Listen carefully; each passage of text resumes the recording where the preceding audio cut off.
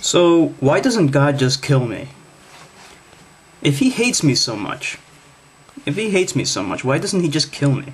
And every single other atheist on the planet. It doesn't make sense. Why are you waiting until I die of whatever, and then send me to hell? Just kill me right now and send me to hell. That's the one thing I don't understand.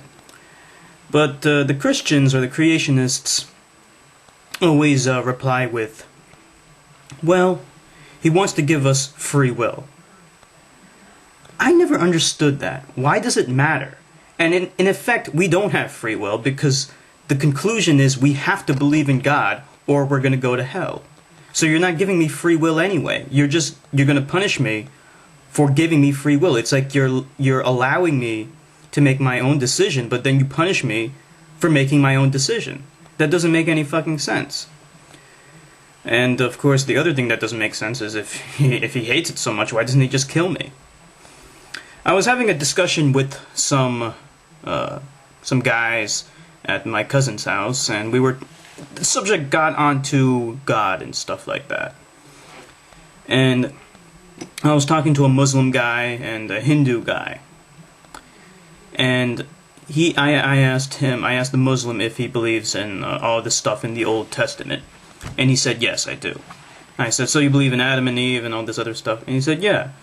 And I said, then what species were they? What species was Adam and Eve? Were they Homo sapiens? Were they Homo habilis? Were they Homo erectus? What were they?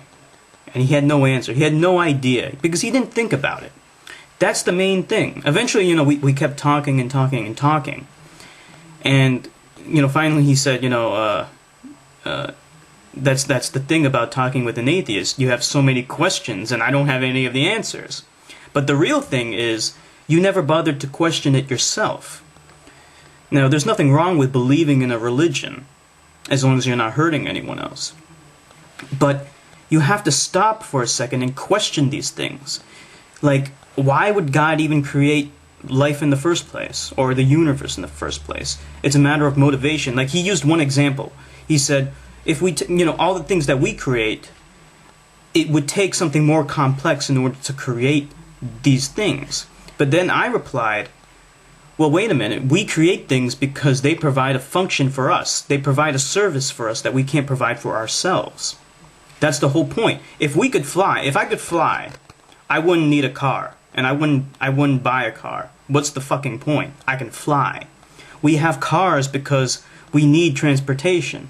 It's providing a service for us that we can't provide for ourselves. But God can do anything. It can do anything. It doesn't need anything. So why would it have to create anything? It doesn't make sense. If it has to create something, that means it needs something from its creation that it can't provide for itself. Which by definition means it's not God. It's not omnipotent. It's not perfect. And therein lies the contradiction. And then he kind of stopped and he didn't have a reply for me. He had no idea what to say. That's why we always have to question things. And I challenge anyone who is deeply religious to question their faith and try to come up with an answer to every question they have.